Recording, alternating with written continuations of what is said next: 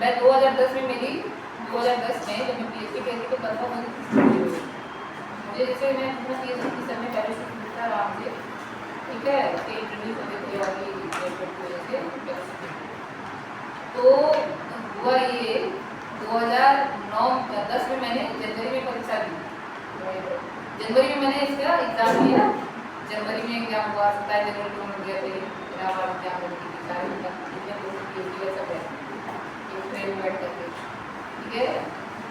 पढ़ रहे थे जब उसमें सबसे ज़्यादा सीरियस लड़के हमारे नहीं पढ़ रहे थे और एक और लोग रहे होंगे, बाकी सब लोग खराटे होते थे उसके बाद उनकी चल रही है, आगे का प्रोसेस चल रहा है, कंप्लीट होने वाली है, तो ये लड़ रहा था ना, आप क्या करेंगे, कंप्लीट करेंगे क्या। उसके बाद मैंने बहुत सारे फॉर्म भरे थे, जैसे IIT वो था Indian institute of petroleum development का, और ये पोस्ट डॉक की सरकारी फेलोशिप का फॉर्म भरा हुआ, ठीक है। तो मैंने अक्टूबर में सबमिट हो गई, तो फिर और फिर रिजल्ट ये जुलाई में आया था, मेरे को थोड़ा सा बुखार था, रिजल्ट आया था तो मैंने देखा नहीं आया हुआ नहीं आया, हाँ पढ़ के किया था, एग्जाम अच्छा हुआ था, फिर मैंने कहा देख लेते हैं आया नहीं रोल नंबर, रोल नंबर उसने मेरे पेपर में रोल नंबर था 2010 में, हाँ मेरा ही रोल नंबर है, अगस्त में इंटरव्यू होना था, इंटरव्यू की तैयारी सब होता है कि सर मेरा निकला हुआ है, तो सर कहा है कि थीसिस मत लिखो, अभी जा करके अपना उसी इंटरव्यू की तैयारी करो। मैंने कहा अभी सर मैं लिखूंगी, फिर घर में जाके तैयारी करूँगी, 15 मिनट का टाइम दिया है, जाके तैयारी कर रही थी, एग्जाम देने के लिए कॉपरेट सब नहीं गए थे, फिर एग्जाम जब मतलब इंटरव्यू बनाने गए थे, इंटरव्यू बनाए तो सर चलता गए तो हमें इंटरव्यू लिए, है ना, इंटरव्यू में उसमें बता के इंटरव्यू हुआ, कार्बन क्यों पौधों में रूप में है, क्रोमिक क्लोराइड कैसा होता है, पीला कलर आता है, बहुत सारे जो पढ़ाते हैं वही होता है, इसलिए मैंने कहा कि जब उसको पढ़ो, क्रोमिक क्लोराइड टेस्ट कहाँ है, तो तुम्हें है ना निकल करवाते हैं, तो तुम लोग जब इग्नोर कर देती हो, कार्बन 14 ग्रुप में क्यों हो भी हम जमीन में पढ़ाते हैं, पढ़ती है तुम लोग नहीं पढ़ती हो, तो तभी हम जानते हैं कि इसको ज़्यादा पढ़ो, क्योंकि वही चीज़ें जो हम PhD में कर रहे थे तो भी इंटर की चीज़ें पूछ गई, बात समझ में आई, हो गया इंटरव्यू और 3-4 के बाद रिजल्ट भी आ गया, सिलेक्शन हो गया, अब तो मेरे और 8 पास हो गई, मुझे स्कूल में जाकर ज्वाइन करना पड़ेगा और यही डर, ये डर था वो बहुत ज़्यादा था। फिर मैंने कहा कि अच्छा ठीक है, दिसंबर में ऐसा आया कि दिसंबर मेरे अक्टूबर में थीसिस वगैरह फ्री वाइवा हो गया, जमा हो गई थीसिस, उसके बाद जो है हम और सारे फॉर्म क्लियर करे थे, तैयार करेंगे, यदि तैयार करके कहीं और हो जाएगा ऐसे करके ना। तो दिसंबर में मैं इंडियन इंस्टीट्यूट ऑफ पेट्रोलियम में इंटरव्यू दी, वहाँ पे मेरा बहुत अच्छा इंटरव्यू हुआ, क्योंकि मैं पढ़ के खिला था तो अच्छा हो गया इंटरव्यू, 2 राउंड इंटरव्यू हुआ मेरे, इसका बाहर दोनों राउंड में हो जा रहा है, तीसरे राउंड में डायरेक्टर आया, और डायरेक्टर ने उठाया यू आर ओवर क्वालिफाइड करके, PhD you are over qualified, ज़्यादा क्वालिफिकेशन हो गया इसमें, MSc मांगा हुआ करके उसने मेरे फॉर्म को अलग कर दिया इसको। सारे जो इंटरव्यू दे रहे थे साइंटिस्ट वगैरह थे वहाँ पर, जो साइंटिस्ट की पोस्ट थी, उन्होंने कहा मेरे यही सबसे एलिजिबल कैंडिडेट है सर, किसी को निकाल रहे हैं पर फिर भी उसने निकाल दिया, बात समझ में आई। तो उसके बाद हम थोड़ा सा मुझे बहुत ही मायूसी उसकी वजह से, क्योंकि बाद में रिजल्ट निकला तो मेरा हुआ ही नहीं करेक्शन, जबकि मेरा एकदम श्योर एंड सर्टन था कि हो जाएगा, बात समझ में आई। उसके बाद तब जो है चल रहा था मेरा वो 12 आई था जो कि उसके बाद कलकत्ता में भरे थे, है ना, वहाँ पर ज़्यादा यूनिवर्सिटी और वहाँ पोस्ट डॉक के लिए एक अच्छे मेरा ही रिसर्च डिपोजिट करते थे, उसके बाद मैंने भरा था, वो उन्होंने बोले अच्छा ठीक है आपका इंटरव्यू होगा, मैं क्वेश्चन बता देता हूँ, उसके बाद फिर क्या हुआ, जून में हमारे थे PhD करके, एक और हमारे सीनियर थे उनकी PhD की थीसिस चल रही थी, तो उनका करेक्शन होता था, तो लैब से आए तब तक एक रिजल्ट आया मेरे पास यही वाला, आपको ज्वाइन करना है 2 दिन के अंदर, मतलब ये नहीं तो आपका, मतलब कई बार मेरे ज्वाइनिंग आया, मैंने मना कर दी, मैंने क्या ये करके मैं अगली बार जाऊँगी अगली बार जाऊँगी ऐसे, तो मुझे जाके ज्वाइन करना था, अल्टीमेटम मेरा मिल गया था कि आपको ज्वाइन करना है, नहीं तो नहीं जा सकते, ठीक है, मैं सब सबमिट करके आई, फिर पूरा मैंने कहा कि अभी तो 3 महीने तक बाद ही होगा, क्योंकि छुट्टियाँ जून में छुट्टियाँ चल रही हैं, तो मैंने कहा फॉर्म में जाकर तैयारी कर लेती हूँ, कुछ और हो जाएगा मेरा, तो बाबा को गुस्सा है किसी को नौकरी नहीं मिल रही है, नौकरी छोड़ जा रही है क्या, ये कैरियर एंड कोचिंग करती है, मैंने कोचिंग ज्वाइन कर ली, ठीक है, कोचिंग पढ़ रही थी। 1 महीने में हुआ नहीं तो लेटर आ गया कि तुम्हारा उस स्कूल जाके ज्वाइन करो। अब मुझे जाना ही था, मेरी लास्ट बारी थी, तो मैं वो लगभग 24 अगस्त को आगे लेटर में चली आई और मैं गई थी 11 जुलाई। ठीक है, फिर मेरा फाइनल वाइवा का हुआ PhD वाला। मैं 9 तारीख फाइनल वाइवा दी, 9 सितंबर को, और मैं 12 सितंबर को ज्वाइन की। स्कूल में ज्वाइन की, वहाँ देखकर मेरा 8 नंबर पास हुआ। देखिए एकदम जनरल में स्कूल था, और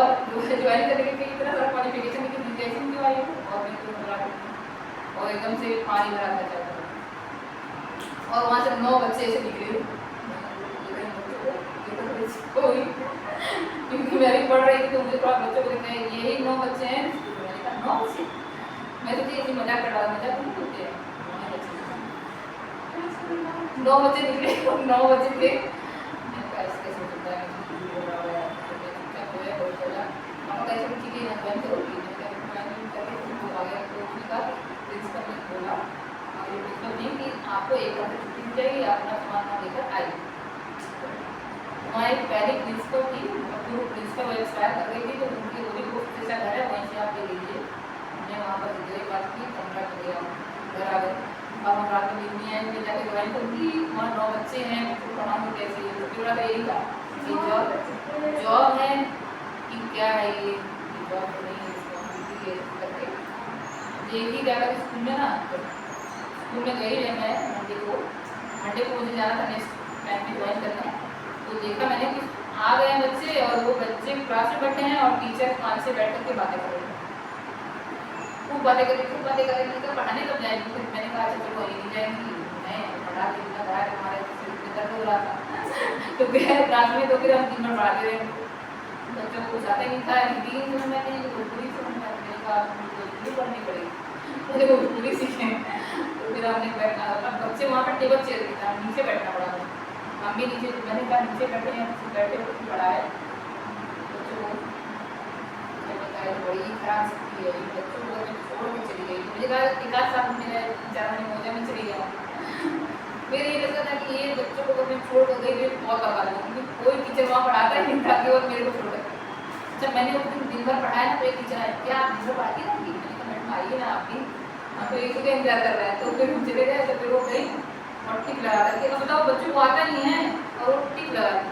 क्या में अब नोट करो, फिर वो चलिए बात करते।